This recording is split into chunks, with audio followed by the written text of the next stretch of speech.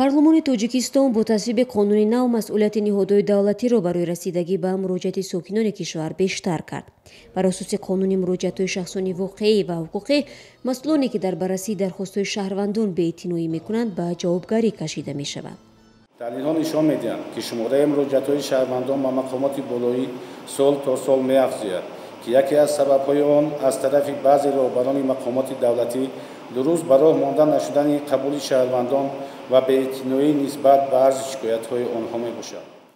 بر طبق قانون نو که وکیلان با کل آرا پذیرفتند، اکنون مراجعت شهروندان به حکومت طریق رسانه‌ها، تلفن و پشت الکترونی هم مقام رسمی گرفت.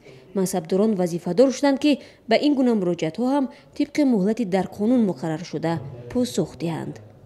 علاوه بر این پرینسیپ من بودن محدود کنی حقوق و مراجعت‌ها توسط تلفن، ترتیب قبول و قیدگیری و به حسابگیری مراجعت‌ها، بررسی مراجعت‌های علاوه اساس‌های بررسی ماندنی مراجعت‌ها معیارهای نو می‌باشند.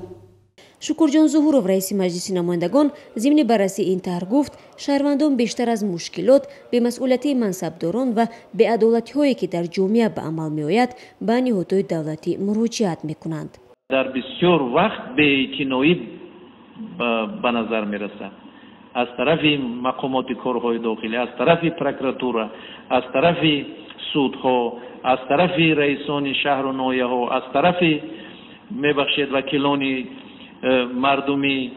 ما باید که تماما دیگر کنیم کارمون. با باور رئیس مجلس نمایندگان در صورت اجرا شدن تمام طلبات قانون نو، اعتماد مردم به حکومت بیشتر می شود و اکثریت مشکلات ساکنان در سطح پایانی حل می گردد.